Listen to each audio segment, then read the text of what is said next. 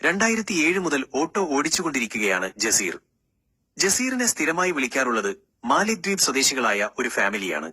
അവരുടെ കുട്ടിയുടെ അസുഖവുമായി ബന്ധപ്പെട്ടാണ് അവർ കേരളത്തിൽ വരാറുള്ളത്.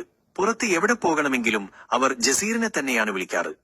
പതിവ് പോലെ അവർ ഒരു ദിവസം വിളിച്ചു. അന്നാണെങ്കിൽ ജസീറിന്റെ ഓട്ടോ കംപ്ലൈന്റ് ആണ്.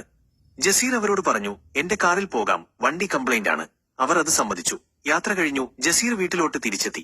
കുറച്ചു കഴിഞ്ഞപ്പോൾ അവർ വീണ്ടും വിളിച്ചു. അവരുടെ കുട്ടിയുടെ സ്വർണമാല നഷ്ടപ്പെട്ടിരിക്കുന്നു, അത് വണ്ടിയിലുണ്ടോ എന്ന് നോക്കുവാൻ അവർ പറഞ്ഞു. ജസീറും ഭാര്യയും കൂടി വണ്ടിയുടെ ഉള്ളിൽ പലതവണ നോക്കി. പക്ഷെ അവർക്ക് ആ മാല കണ്ടെത്താൻ കഴിഞ്ഞില്ല.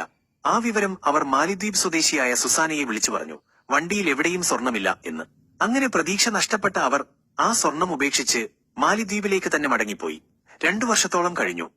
ജസീറിന്റെ കാർ ബ്രേക്കിന് വേണ്ടി നിർത്തേണ്ടി വന്നു. വണ്ടിയുടെ കംപ്ലൈന്റ് എല്ലാം തീർക്കുവാൻ വർക്ക്ഷോപ്പിൽ ചെന്നതായിരുന്നു അദ്ദേഹം.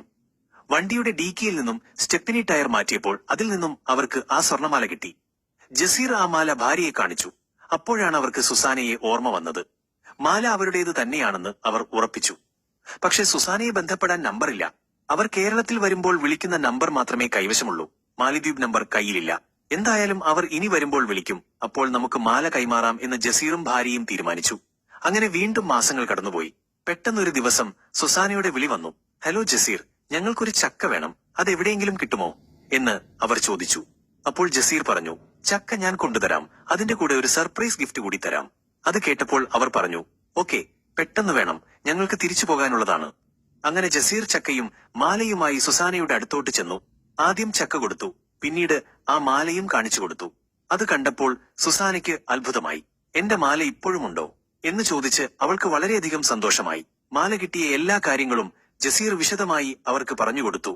അങ്ങനെ ആ ഓട്ടോ ഡ്രൈവറായ ജസീർ നാട്ടിലെ ഒരു താരമായി മാറി. നമ്മുടെ മലയാളം ന്യൂസുകളിലെല്ലാം ഈ വാർത്ത വന്നിരുന്നു. പ്രിയ കൂട്ടുകാരെ, ഇങ്ങനെയുള്ള നല്ല കാര്യങ്ങൾ ചെയ്യുവാൻ പറ്റുക എന്നുള്ളത് ജീവിതത്തിൽ കിട്ടുന്ന ഒരു വലിയ സൗഭാഗ്യമാണ്. എല്ലാവർക്കും നല്ലത് വരട്ടെ.